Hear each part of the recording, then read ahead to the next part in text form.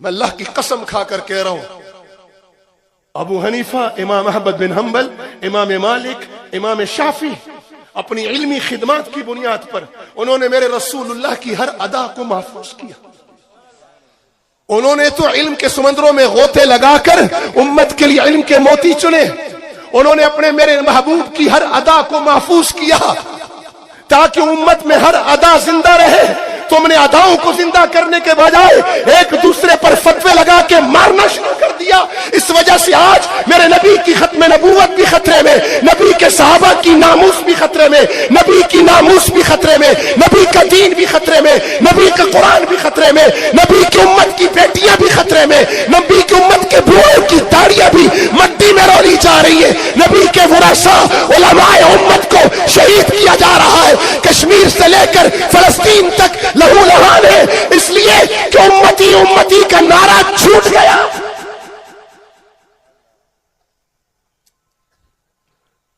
انہوں نے تو علم کے موتی چنے، وہ سب جنت میں جائیں گے، اور جنہوں نے ان کے علم کو بہانہ بنا کر امت کو لڑایا وہ اپنا ٹھکانہ سوچیں کہ کہاں ہو۔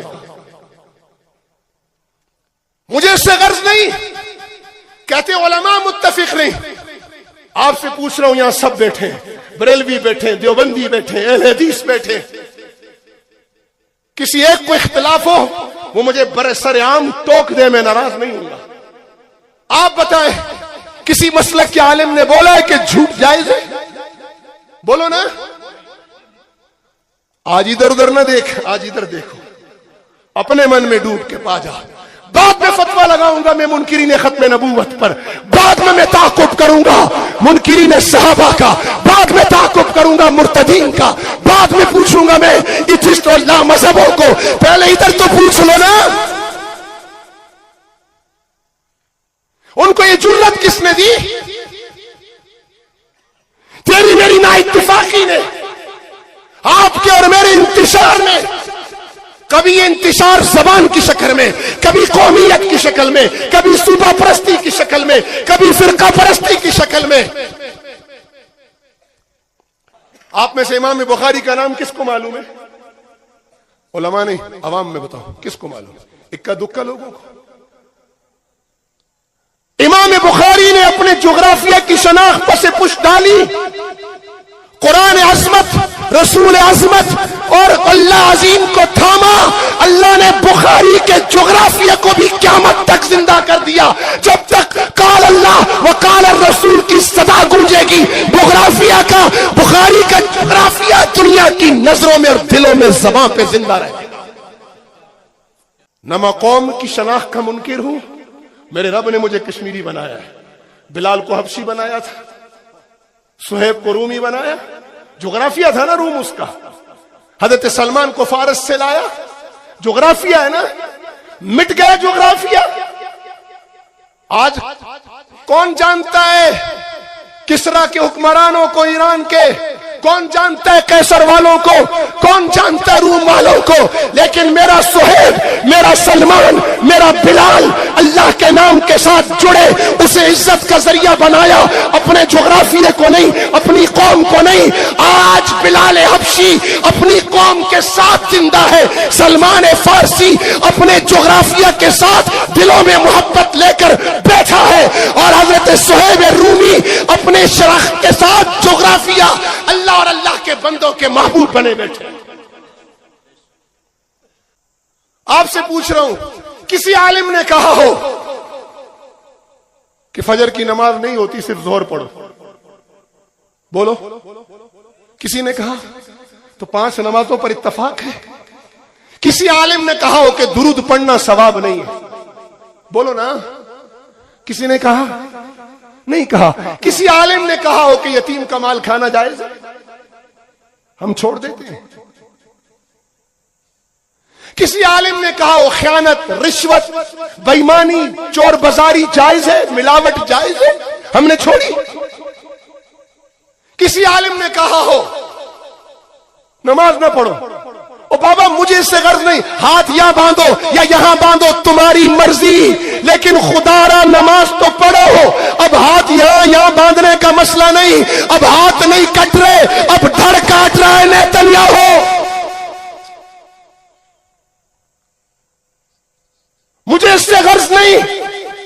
تم درود اسپیکر پہ پڑھتے ہو اونچا یا آہستہ پڑھتے ہو، ظالموں پڑھو تو صحیح، کیونکہ درود اللہ کی رحمت اتارے گا، نبی کی محبت بخشے گا، پڑھتے ہو نہیں اور لڑ رہے ہو۔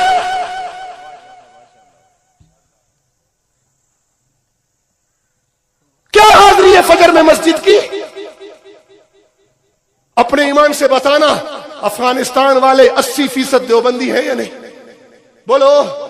معاف کر دیا عالمی استعمار نے انہیں؟ بولو۔ کنڑ والے سارے اہل حدیث ہیں یا نہیں؟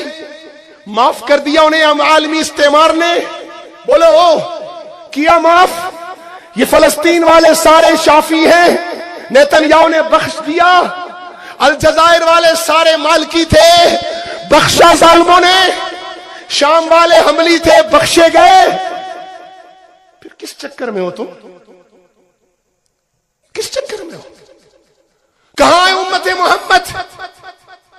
کہاں ہیں وہ لوگ جو کہیں لبیک اللہم لبیک، اے اللہ ہم تیرے لیے حاضر ہیں؟ کہاں ہیں وہ لوگ جو کہیں لبیک یا رسول اللہ، لبیک تیری حرمت، تیری عزت، تیرے ناموس، تیرے دین، تیرے قرآن کے لیے، تیری شریعت کے لیے حاضر ہیں یا رسول اللہ، حاضر ہیں؟ کہاں ہیں وہ؟ کہاں ہے وہ جو امت کو کہے، جو کشمیر کے اس معصوم بچے کو کہے اے میرے بچے تیری آنکھوں میں مایوسی نہیں رہے گی، امت کا لشکر قومیت، لسانیت، صوبائیت، جغرافیت کو روند کر سری نگر پہنچے گا؟ کہاں ہے وہ جوان؟ کشمیر زندہ باد، پنجاب زندہ باد، جیے بلوچ، جیے سرائکی، جیے پنجابی، اور تم تب جیو گے جب اسلام زندہ ہوگا۔ کس چکر میں امت کو ڈال دیا؟ میرے علی گیلانی کی آنکھیں پتھرا گئیں، امت نہیں اٹھی۔ کیا رسول اللہ کو جب یہ خبر ملتی ہوگی کہ میری امت کی معصوم بچیاں کٹ گئیں، ایک ایک گھر سے 18 جنازے اٹھ گئے، کہاں ہیں جنہوں نے کہا تھا انا العرب انا الترک، قومیت کا نعرہ لگایا تھا نا؟ مجھے آج شاہ فیصل شہید مرحوم یاد آ رہے ہیں، انہوں نے کہا تھا مسلمانوں چھوڑ دو مسلک پرستی، سارے مسلک ہمارے ہیں، چھوڑ دو جغرافیہ پرستی، سارا جہاں ہمارا ہے، چھوڑ دو زبان پرستی، ساری زبانیں میرے اللہ کی پیدا کی ہوئی ہیں۔ آج قدس خطرے میں ہے، یہ شاہ فیصل شہید اس وقت پکارا تھا، آج قدس خطرے میں نہیں، آج قدس کی بربادی کے منصوبے ہیں۔ پہلے کہا تھا اگر فلسطین گر گیا تو پھر لبنان بھی گرے گا، پھر مصر بھی گرے گا، پھر کویت بھی گرے گا، پھر بحرین بھی گرے گا، پھر امارات بھی گرے گا، پھر سعودیہ بھی نہیں بچے گا۔ لگ گیا نمبر یا نہیں لبنان کا؟ فارمی مرغیاں مت بنو اللہ کا واسطہ، میں تو قرآن بیان کر رہا ہوں،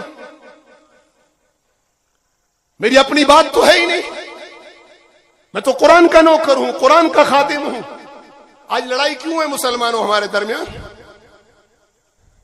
قرآن آتا نہیں ہے، قرآن سمجھا نہیں ہے، اور ایک دوسرے پہ چڑھ دوڑے، ایک دوسرے کے گریبان پکڑے ہوئے۔ مجھے بتاؤ وہ معصوم بچی اور وہ بوڑھا جو عرض مقدس میں کھڑے ہو کر کہہ رہا ہے مسلمانوں میں تمہاری شکایت کروں گا رسول اللہ سے،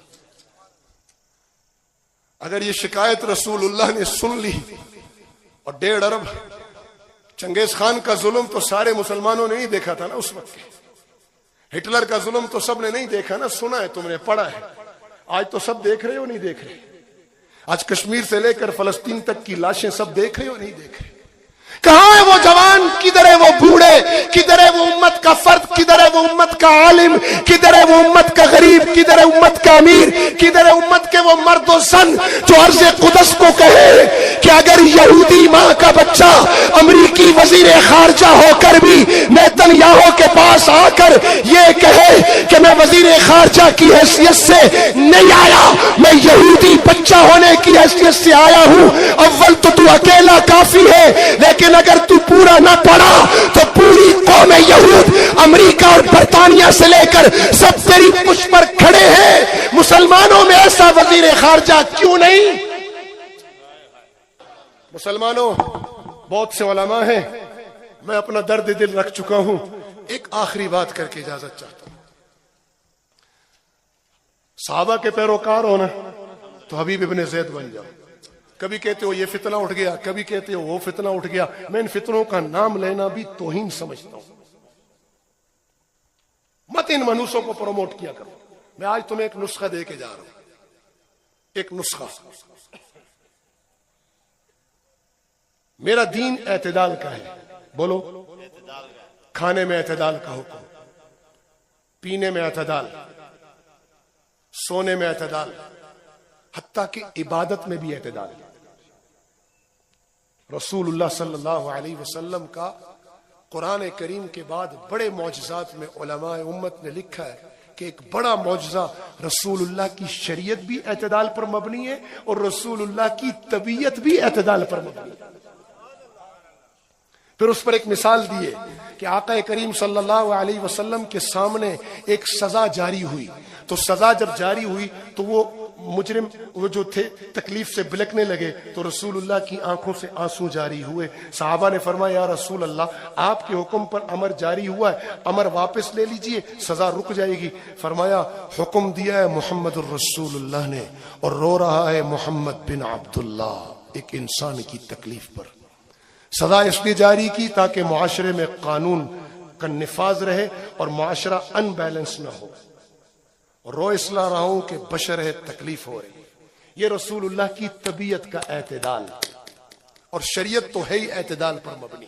وسلم کا حق اور تیری جان آمنے سامنے آ گئی تو تیری جان جاتی ہے، چلی جائے، لیکن رسول اللہ کا حق نہیں جانا چاہیے۔ صحابہ نے یہ سبق ایسا پڑھا کہ یہ جنگ احد ہے، یہ زیاد ابن سکن ہے، رسول اللہ کے گرد کھڑے ہیں، پوری دنیا رسول اللہ پر حملہ آور ہے، رسول اللہ کے گرد 9 مہاجر 9 انصار 2 مہاجر صحابہ پہرا دے رہے ہیں۔ زیاد ابن سکن دیوانہ وار دفاع کر رہے ہیں، دفاع کرتے کرتے کٹ کر گر گئے۔ گرنے سے پہلے کہا یا الانصار، اے انصار کی جماعت سن لو، اگر رسول اللہ کو تمہارے ہوتے ہوئے آنچ آئی تو محشر میں جواب تیار رکھنا۔